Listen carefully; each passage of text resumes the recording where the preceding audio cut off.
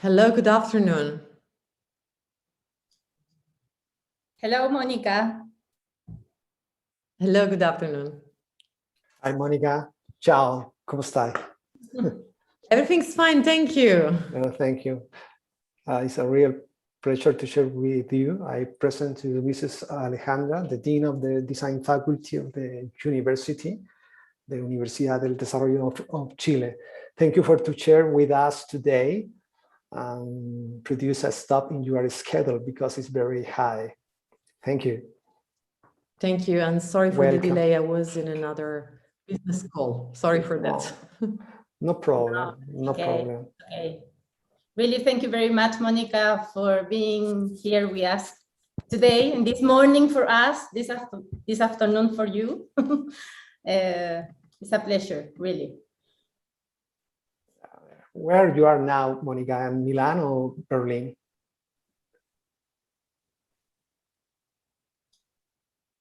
Monica is freezing. Stop. Yeah, we lost Monica. You can hear me, Monica?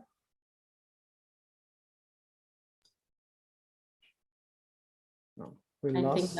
Think no. Va a conectar de nuevo, seguramente.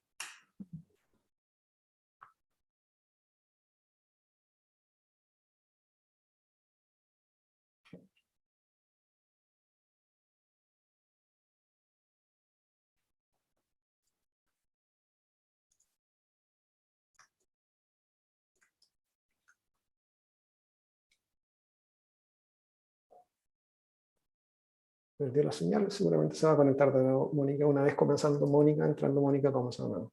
Okay, thank you again. Sorry, I'm back. Thank you.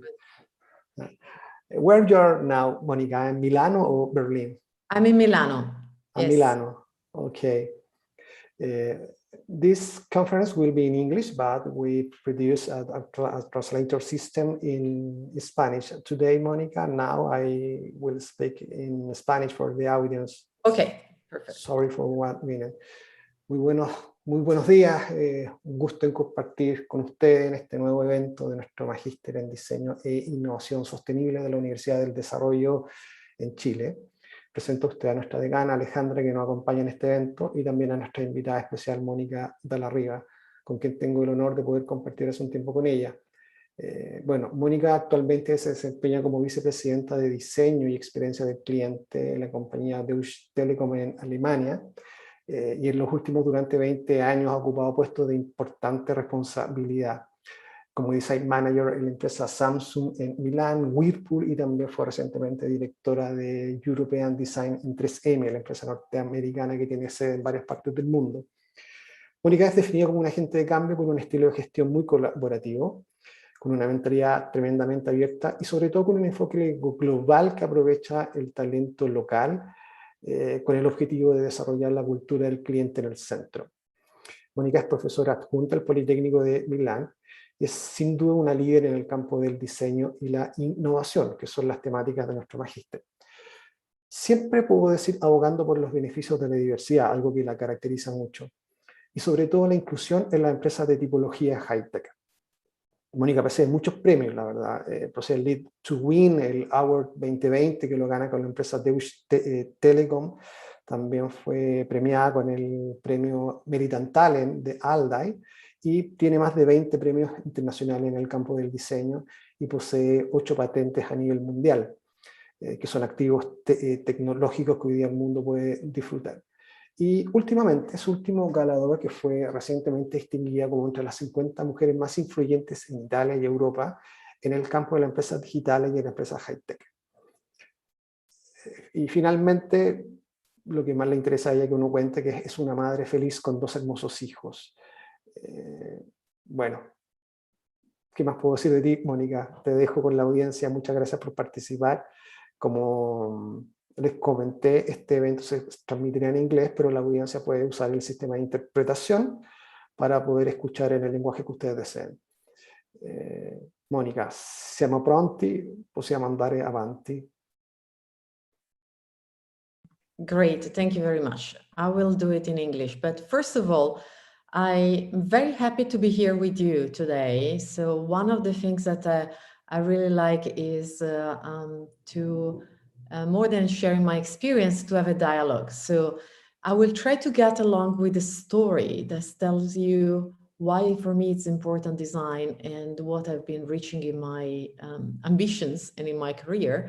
But also I would really like to have maybe at the end a dialogue with you, because I think that will be quite important on that. So if I can share the screen, maybe I need to gain, I can gain the right. Okay, perfect. It should work now. Very good. Let me share something. So can you see my screen? Just a quick test. Perfect. Okay, great. So the first thing I want to share is that I don't think customer experience is a buzzword. And I tell this because in this moment in the world, we talk a lot about a couple of words like data, big data, customer experience, and many things like that. So let's start with a small experiment. Just close your eyes and think of one of the most interesting customer experience you have had recently. It could be that probably you were in a restaurant or in a bar or with friends or in a shop. And you really felt so good that you want to share this information with a lot of people, especially with a lot of people that didn't know about this. Or you want to share this, for example, in social media. So what is the thing that you remember most about this? Probably this is going to be emotions. And guess what? In corporation, we don't talk about emotions. We talk about products, we talk about services, but we don't talk about emotions. But customer experience is more about emotions than anything else. Just let's go back why company exists. So the customer is the center of a business. It takes this life. So it's not something that could be forgotten or underestimated. It's really what gives employment. And this is Peter Drucker, 1954. So can you imagine, was not one of the biggest economists several years ago. Why is so important? Because we are all customers every day. And if you think that in this moment you are in a professional environment or in an educational environment, but probably your mobile phone is pinging you to buy something through an app or a notification. And in that moment, your brain will switch immediately to be a consumer brain. Is this interesting for me? Yes or no? Is this something that I want to do? Yes or no? And we do thousands of decisions as customers every single day. And thank you, German. You already introduced me, but actually what I can tell you about my experience is that I've been working for 4 corporations, and in all of that are coming from 4 different industries, starting home appliances, I moved to consumer electronics, material science, and now telecommunications. But all this, what have in common? Customers. The same people that buy home appliances from Whirlpool probably buy a smartphone from Samsung, and they buy Post-it notes from 3M, or they have a provider like Deutsche Telekom, right? So in all my experience, what I learned is about that customer is the core of everything, right? And on top of this, I'm a designer myself by education. I studied at Politecnica University in Milano, so I designed products. And then I moved to become a design leader. So this has changed a lot also in the perspective on how we can build products that make an impact with our customers. I'm now leading the design organization of Deutsche Telekom. Deutsche Telekom is a 100 billion company. So you can imagine we have T-Mobile US, Sprint is part of Deutsche Telekom. We are in 13 countries in Europe. So it's really big. The customers are 240 million customers, even more probably. So how can we really make sure that customers are in the center of the company? Well, the first thing is that I have a very bright design team. Here you see one of the pictures we took when we were before the pandemic, we could meet face to face. Actually, where we put the human centricity at the core of everything we do. We really want to support to make an impact. And this means in sustainability, in product development, in experiences. We only not design physical products, like you can see here, some consumer electronic goods, let's say like this. We also design all the experiences that goes from TV experience, app experience, or gaming experience. The team is very talented. I joined only 3 years ago, but in the last 10 years, they won 240 design awards. So very proud to work with them. And the core, one of the core is, of course, we work from one of the company that is very difficult to get loved. We are a telecom provider. So we are not Apple, we are not Samsung, we are not a loved brand in the old concept of being loved brand. But what we do daily, we enable people to get connected around the world. And this is a very clear point. Not only we have an incredible space in our headquarters in Bonn, where we showcase 3 styles and 3 types of experiences and technology. The first one is we share experiences that are today in the market. We share experiences that will be soon in the market. And we also share experiences that are basically future-looking concept that help to have discussions with other CEOs in other companies and partners. So the space is giving us the opportunity to open up with our B2B customers and talk with them a lot about different experiences. We are even streaming now from there, but especially we recreate home of our customers in a, of course, a little bit more inspirational way, let's see, but where we can really see that how is the full experience from outside their home, since when they get home or when they go to work, or into the B2B experience as well. Why we do it? Because CX is more about figuring out what the customers want to do and then how we can help them to do it. It's not about us pushing product in the market. Let's go back one step. Everyone talks about customer experience. The reality is that there are 3 layers to get there. One is like customer experience is the full sum of interaction of a customer with the different brand, with the products, and with the advertisement, and even with the service.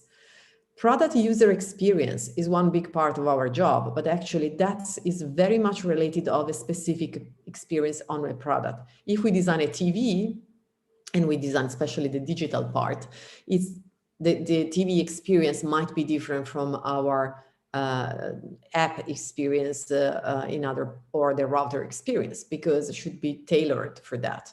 The user interaction is really for us more on a specific product. But why is it so complex to talk about customer experience in companies?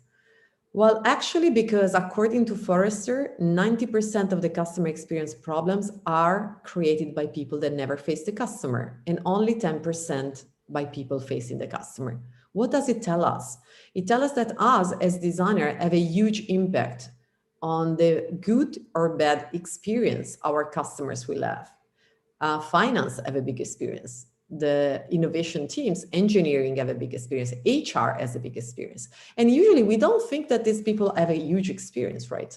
We think that it's all about the shop people or the customer service.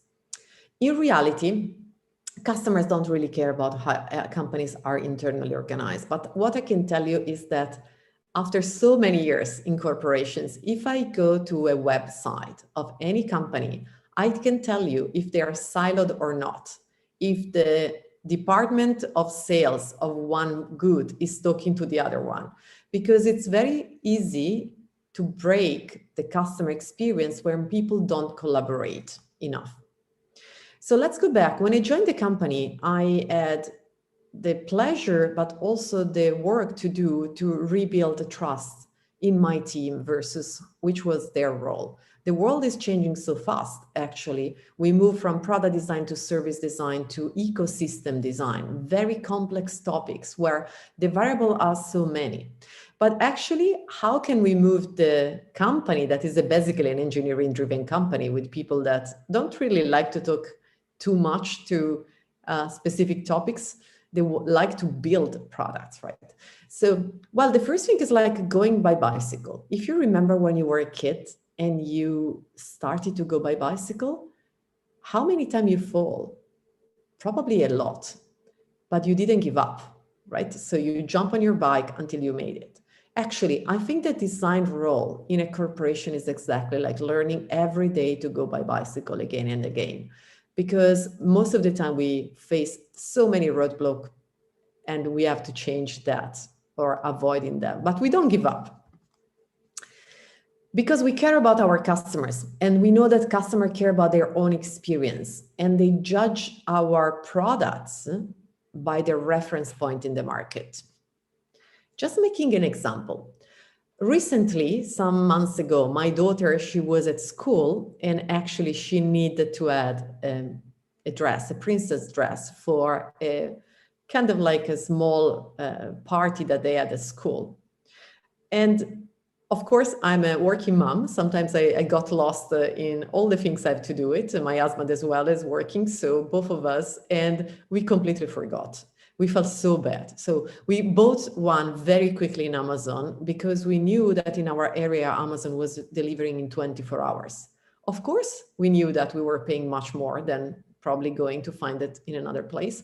But our goal was not buying the dress. Our goal was that our daughter, she was happy and she was going to receive the product that she wanted. She wanted to have her experience in the class exactly like it was.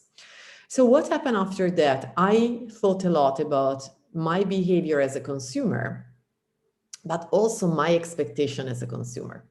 Now, I'm a technical person, so I'm very much aware that not every e-commerce company can have a 24-hour delivery like Amazon in my city. But guess what? Emotionally, when I buy something in e-commerce and it's not getting delivered or I have no news about where my package is gone, I'm incredibly upset emotionally, so irrationally. So this is my reference bar. And you need to be aware when you design a product, you should not think that your competitor is just the ones in your category. Your competitors might be someone that is out of your category, but is influencing the thinking of your customer. So basically, Amazon has become a logistic company, right? They are the best on delivering the shortest time ever, at least here where I'm living. So people expect this to be normal when it's not. But we need to consider our customer expectation if we want to make something that for them is valuable. The aim is doing something great. If you aim below something great, you will not innovate anything nowadays. Technology is available for everyone, and it's very easy to get the technology you need. What is difficult nowadays? It's really in this noisy world of a lot of expectation to really get closer to our customers. Because the customer don't want products, they don't buy products. They want to be respected, listened, and high quality experiences.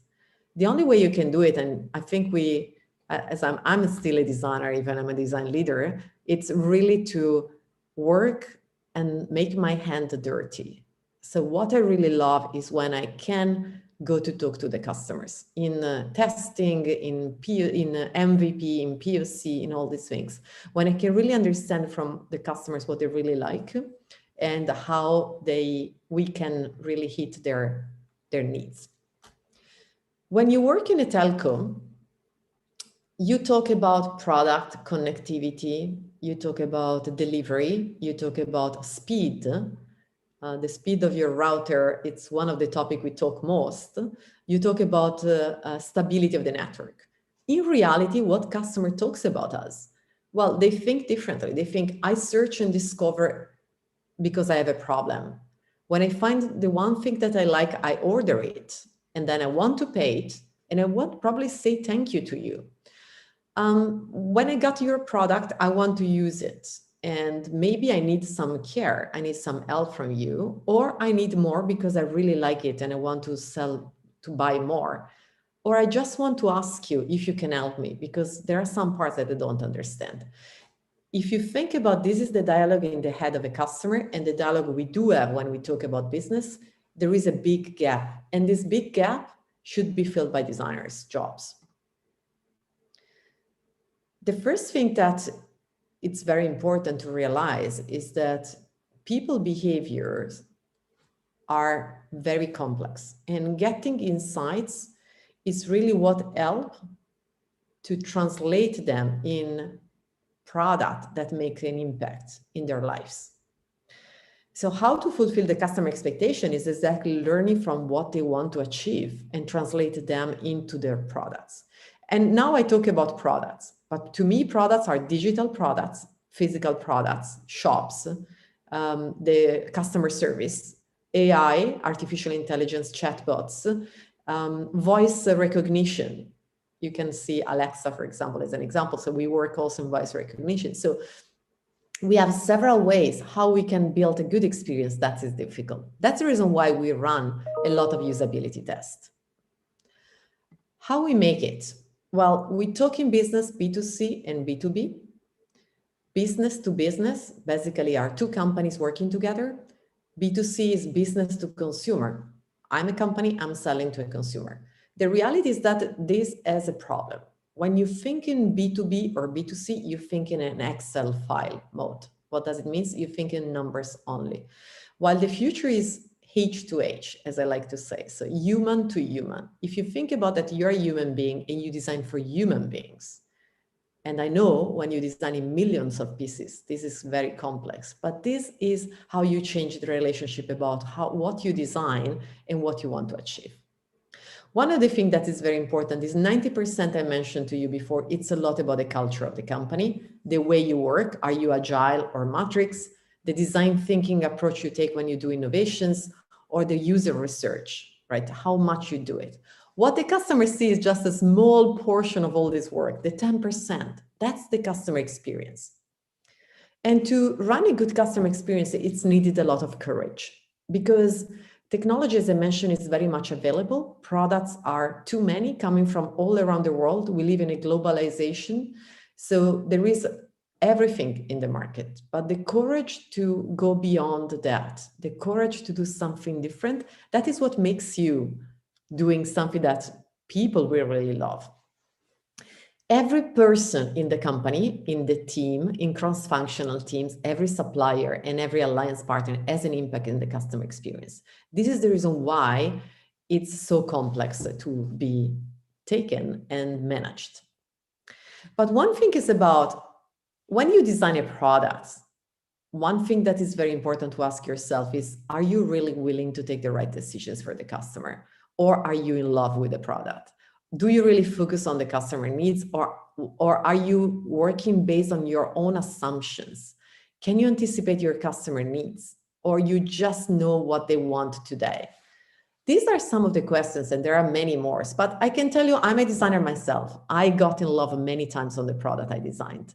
And one thing I learned, especially from my first boss, was that if you get in love with your product, you don't see this rationally anymore. And you think the customer is you, and you are never the customer. So that's very important to relate how you can get as much rational as you can in a creative process that is very emotional.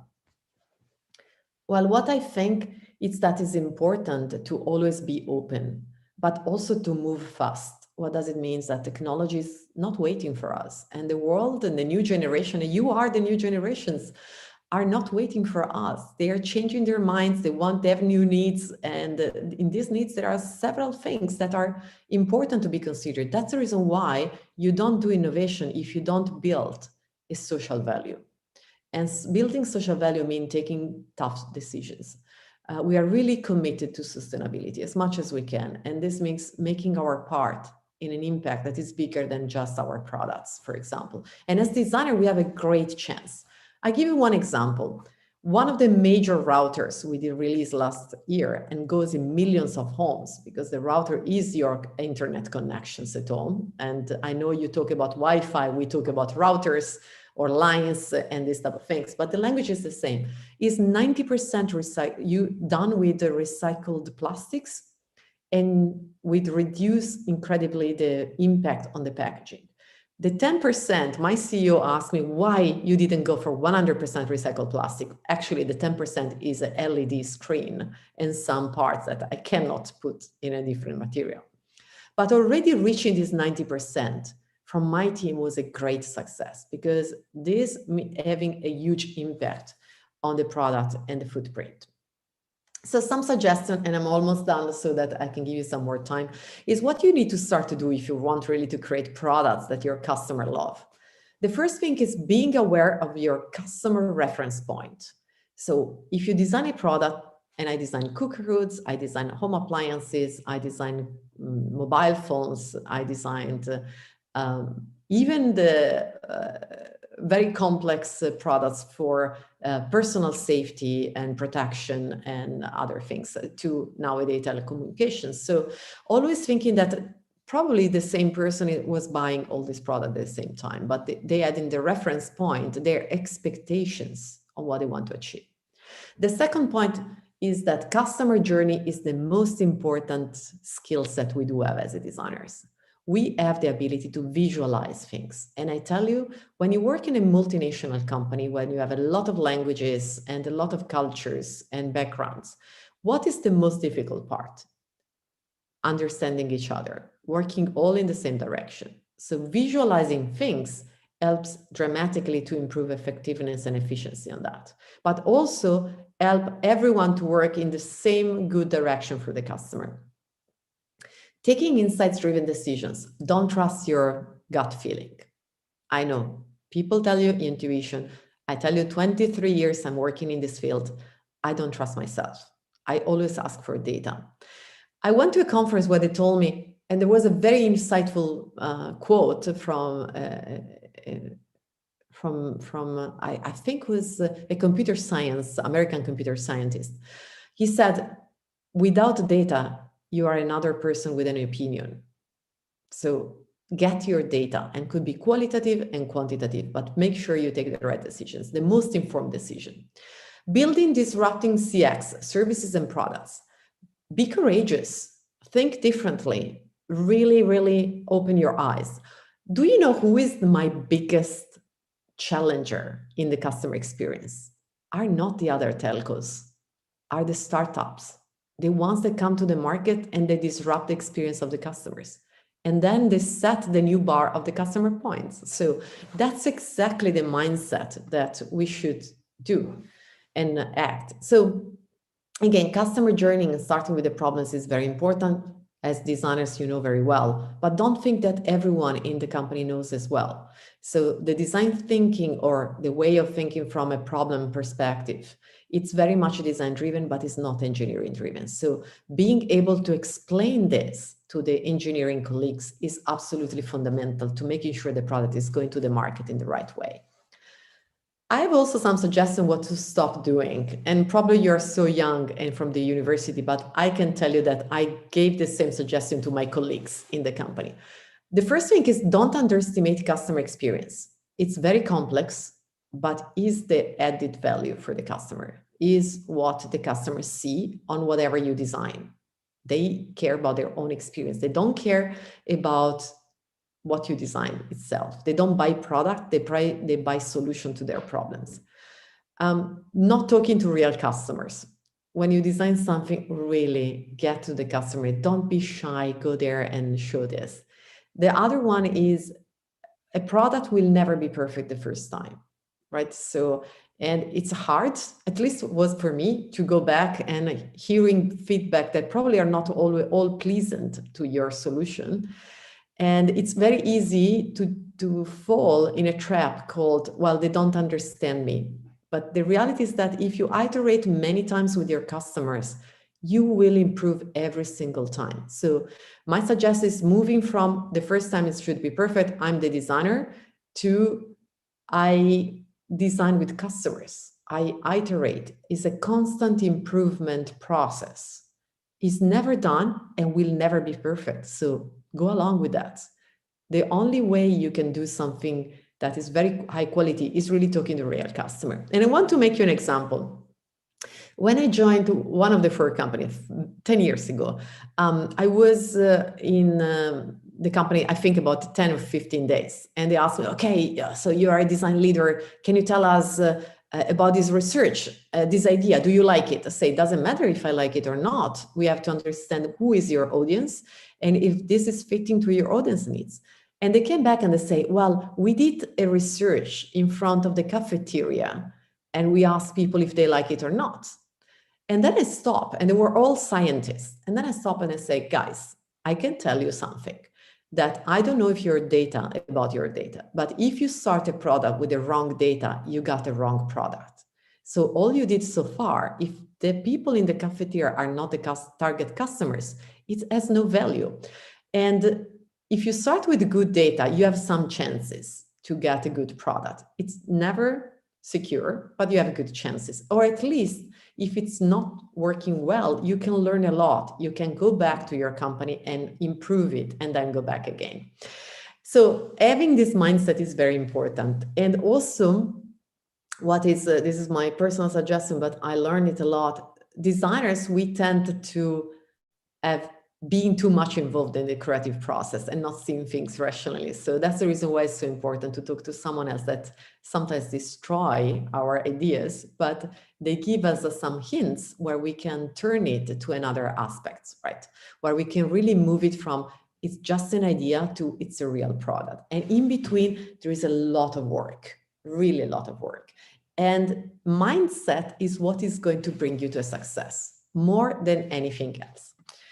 So becoming a customer-centric company is a journey, and you will find very few in the world that are customer-centric. There are a lot of technology-centric, product-centric, but customer-centric is still quite something new. But the only reason why it's so important to talk about this, and the reason why designers play a huge role in this, is because it's very important to talk about emotions. And we don't talk about emotions in companies, but loving what you do, you first, and sharing your passion in the company daily. This is what is going to change the perspective and is going to have an impact on your customer. And with this, I am done with my presentation and I want to open up to a dialogue.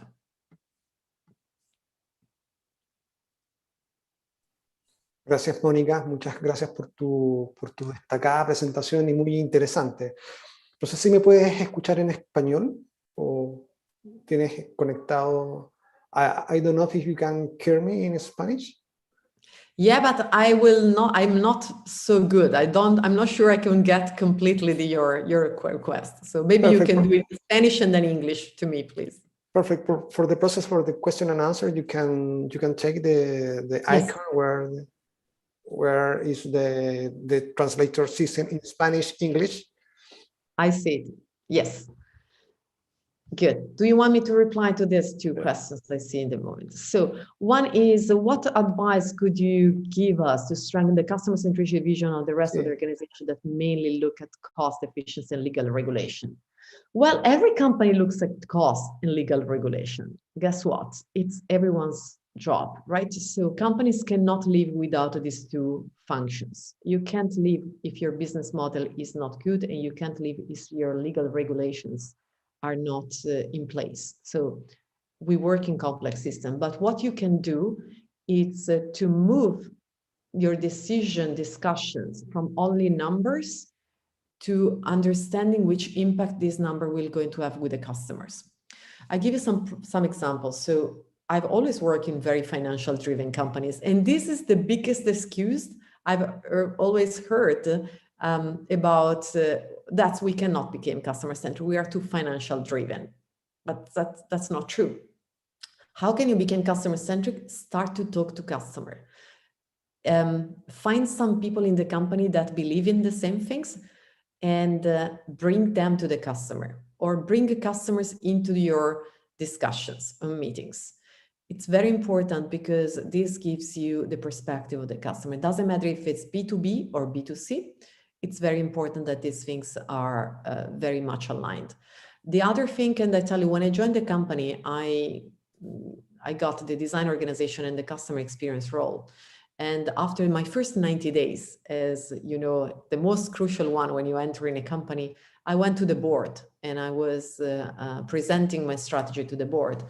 And I put some questions to the board, but I also put some responsibility there. And I said, guys, this is more your company than mine. I'm 90 days in this company. You need to tell me how committed you are.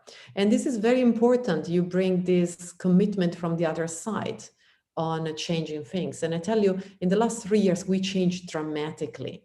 I moved from being in leadership meetings where we were talking about the customer 2 times in 2 days to now everything is about customer centricity. And everything started with constantly talking about this, constantly challenging, constantly raising their hands and saying sometimes, okay, do you think this is really the right decisions for our customers or not? Right, so this is one I suggest. I go to the second one, I hope it was helpful. Hello, Monica. When we think of customer experience and service design, we often think of commerce, either online or brick and mortar. And the word customer kind of implies an economical transaction. It's true. I give you money, you give me an expected product. Yes. If we think of education, especially higher education, do you think that there should be consideration or differences when approaching a customer versus a student? Should there be differences when we think of student journey versus customer journeys? I believe yes. And I tell you this, I think that customers are people with a need and a problem, right? But with the power of money to transaction this. The problem is different. The problem is the investment for a company. When you think about employee experience, and my team works a lot with our HR to build a better employee experience as well. Or we think about student experience. I believe that the methodology is the same. You start with the customer journey, with the problem solving, and then you go down, but cannot be just replicated the customer journey of a customer because the target user is different. I don't think you need to use a different methodology. We use exactly the same methodology. We go through customer journeys and these things, but we set up very clearly which are the expectations of the different target audience. And employee experience, for example, is very different than the customer experience that we do have outside. Employee experience is even more complex sometimes, and we are owning the process. It's more easy to control it. Customer experience, we are on the market in a highest competition. So it's completely different aspect. But the methodology is exactly the same. I hope that was helpful, but I believe that it's very important to shift the different needs of the target audience. I've been interviewed many times by my HR about my experience as an employee in the company, or my experience from other colleagues from the service system or the shops as a customer, right? So, and of course, my experience as an employee, I always tell to the HR, you need really to don't think employees as numbers.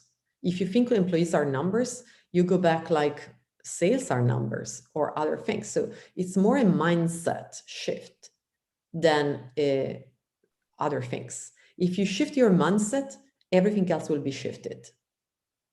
It's more about caring. If you care about that things and you care about rising the bar, I think that is absolutely important on that.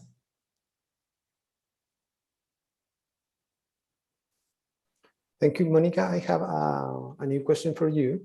Yes. You have an important experience in design products and design service, but today the digital industry, in general, the industry is part of an important process due to the global context, a scenario of pandemic. Yes.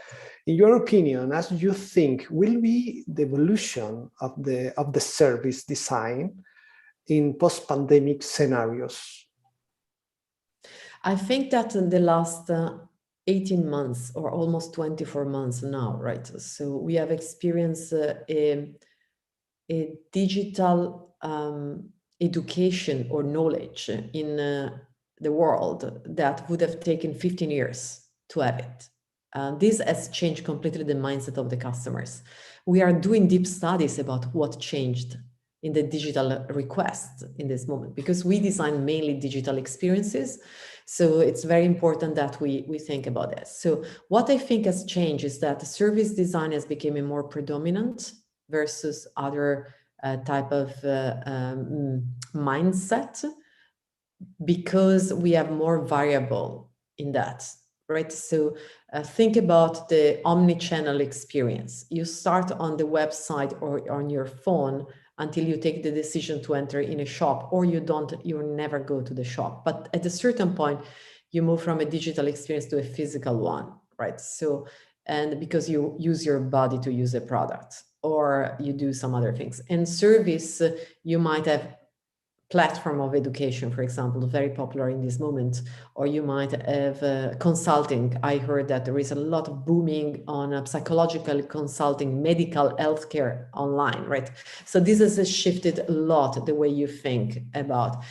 But service design has the ability to connect in the dots of the complexity of the experience and visualize it in the most simplest way to make them happen. That's the reason I think the role of design has changed dramatically. I don't give as a secret, but last year, in the last 6 months, my team went all through a new service design education program to get updated on the skill set, because we really saw the need to get faster there. So yes, I believe this has changed. The world has changed dramatically, and the role of designer is changing dramatically. Service design is a big part, not only. Data visualization is another huge part that is going to impact dramatically companies.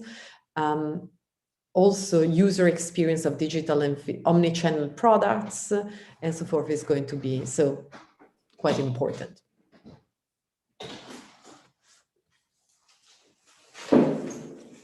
Oh yeah, we can think the digital transformation today is a really important for the different industry. Yes. How would you recommend customers? Sorry, guys, my kids are back home, so that's the new digital lab. You might hear some noises. So how would you? I see one point. How would you recommend putting customers' experience to practice when working on internal communication in a company?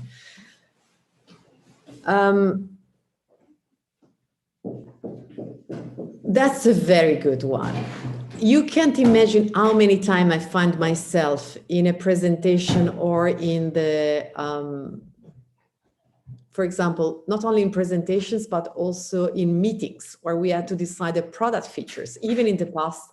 And I heard someone, especially from the board many years ago, to say, well, my wife doesn't like it, or my kids thinks this is not a good idea, or my neighbor has this problem, can you solve it? Right? So this is very important. The first thing is bringing rational data. That's the reason why I'm a so huge fan of data, and say, okay, guys, look, your wife probably doesn't fit in the target audience of this product, right? So maybe this is not a relevant information in this moment. We will keep it in the track, but it's not a relevant information in the moment. So the same things happen when you work with people. For example, I'm part of that group, right, that doesn't have daily connection with the customers. So making sure that they are not feeling they are the customer, and that you don't work with them thinking they are the customer. I'll give you another example. When I joined the company, I asked my peers, okay, who is our customer? And in that thing, I thought that, sorry, I made a mess. No problem, Monica, no problem. I put some water on the floor, so just to say, make sure. But actually, I thought about, okay, how this is really impacting so how this is really impacting when I ask, okay, who is our customer? And they told me, your customer is the NATCO, is the subsidiary, or is the country. And I say, because these are not customers, these are my peers, are my colleagues. So making sure because the risk is that if you only talk about customers on people internally, you end up to think on pleasing them, and what your directors likes probably is not what your customers love. So data help you to get out of this. And I did some very brave moves, I can say, even internally. I put some big research on the hands of every director and say, guys, no assumptions. We talk about data now. This is what we care about. Shall we agree? And one other thing is that I even put a lot of stakeholders together cross-functionally to making sure that everyone was talking about the same customer. but it's a lot of communication as well.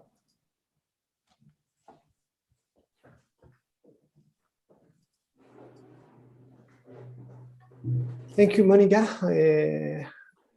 We don't have most questions. Thank you so much for sharing with us today and with us in specific for making a stop in your agenda. I know it's very full. And today, I wish you can share with your family in the afternoon of Milan, because in Milan today is afternoon. Yes, thank you very much. It's always a pleasure. And thank you for the question. I hope this was kind of at least helping to have a perspective. You know, there is there's not just one right way to do things. This is my experience. Every company is different. But every company has customers. So probably this is the mindset you should have. How could you make sure that everyone think in that context, right? That's probably one of the most important learning. And the other one is that you never know. Up to you, try out. It's a learning process. There is not one way, right, or the other, right? So it's a very exciting journey, I can tell you. Thank you, Monica. My best wishes for you, and thank you for all. Bye. Thank you very much. Have a good day and have a good training. Thank you. Y para la audiencia, muchas gracias por compartir con nosotros en este importante evento y conferencia de nuestra